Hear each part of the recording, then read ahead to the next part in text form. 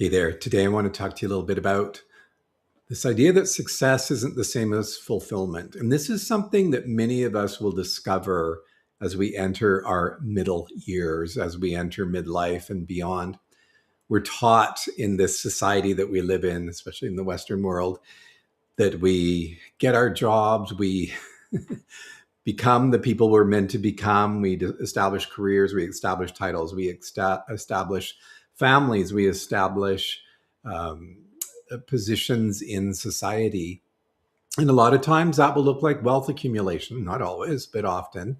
And what tends to happen is we get confused around what success looks like. And so success looks very external. It can look like where you're positioned within an organization. It can look like how many people do you lead. It can look like how much responsibility do you have. All of these sorts of things. And success can also be, running a successful and happy family for what that's worth.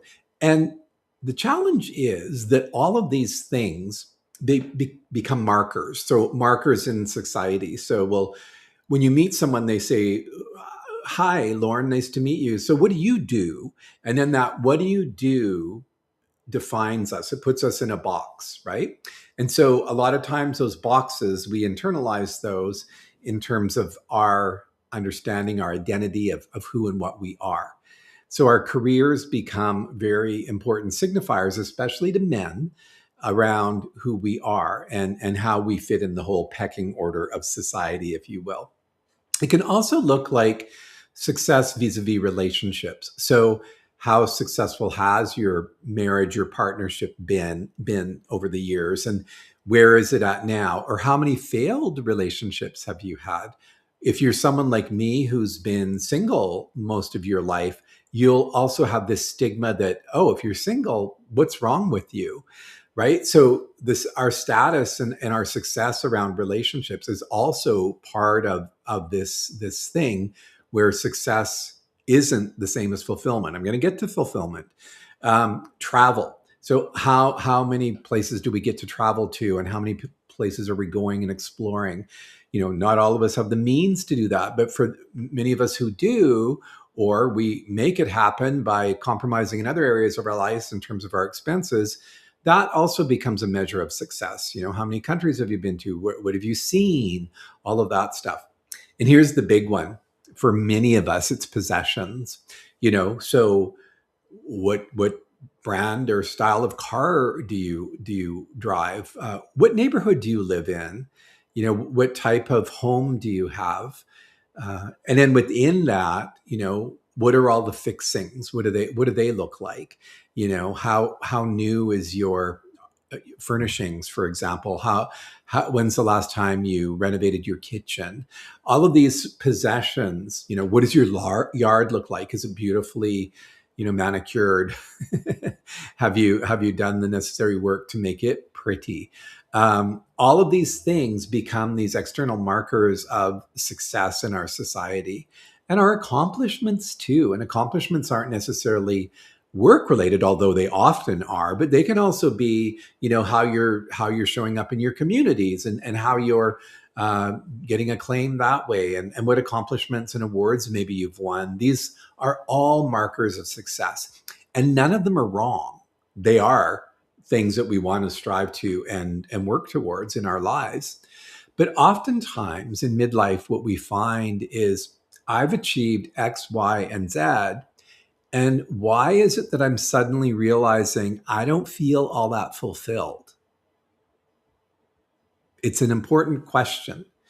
And what I've learned in coaching men in midlife is that oftentimes people will choose to ignore and just push through and persevere.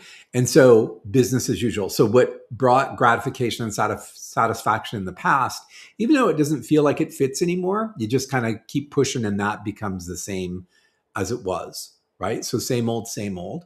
And then you just deny the fact that there's a lack of fulfillment or what have you. Not actually a great recipe for the future. The other thing that can happen is what's often called a midlife crisis, where people at this stage in life may blow everything up, leave the family, leave a job and start something entirely new, buy that fancy sports car, move to a new location to change everything up. And some of that radical stuff can serve you well, but it's not a long-term solution. It's going to make you feel better in the moment or different in the moment. And then things may come back to haunt you because you still don't feel fulfilled. And so it can become a little bit of a cycle as well. So ignoring, having a reactionary process. And then another option might be like, well, what is going on here? And just accepting what is that feeling is, what that lack of clarity, of fulfillment is. And I always look at this as a place of, there's this part of us that's the soul, and there's this part of us that's the ego. And the egoic part of us is what got us to where we are. So it was driving us forward to achieve this, to get these degrees or whatever, this job, to move forward, to get that next promotion, or if a job is lost, then what's the next one going to be? Figuring all of that stuff out, figuring where you're going to live, figuring what your family's going to look like, making all those choices, the purchases, all of that stuff is driven from this egoic place. And again, there's nothing wrong with that. That's just how we evolve as humans. But when we get to this midlife stage, a lot of us are going to kind of need a moment to pause. And hopefully you choose to take that moment to kind of reflect. And this is where self-awareness becomes super key, because if we're going through the motions, if we're on that hamster wheel of doing the same, 1 year looks like the next, looks like the next, looks like the next, and then it's kind of like, why am I feeling kind of empty? Well, because maybe there's some changes that need to happen. And what this can look like is where we let go of some of that external stuff and start to do a little bit of the inner work, where we start to discover that, there's more to life and there's more to success than the trappings on that material level, right? So this is where that deep inquiry, that getting still, that getting quiet can come in really handy and help you to get more clear about what the next steps and next stages of your life might look like. And this is where deeper questions get to be asked. This is where deeper conversations get to happen. This is where self-inquiry becomes a main tool for our unfoldment. Now, none of what we've done in the past is construed or should be construed as failure. No, it's all about moving us forward. The fact that we're feeling maybe that lack of fulfillment has nothing to do with what did I do wrong, but it has to do with, well, what doors am I going to open next? Because something is telling you that you're missing something, right? And that something, I would argue, is the soul. Your soul part of your being is saying, wake up, buddy. There's more to this, right? And there's nothing wrong with that. Yes, it can feel a little bit scary because we become really comfortable / complacent with where we are, especially if we've got a lot of material comforts around us. If we've arrived at a certain level of income, for example, it can be a bit of a trap. And if we're still struggling on that income level, that too can become a bit of a trap because we're trying to achieve something that maybe isn't in our path. And so how do we address that?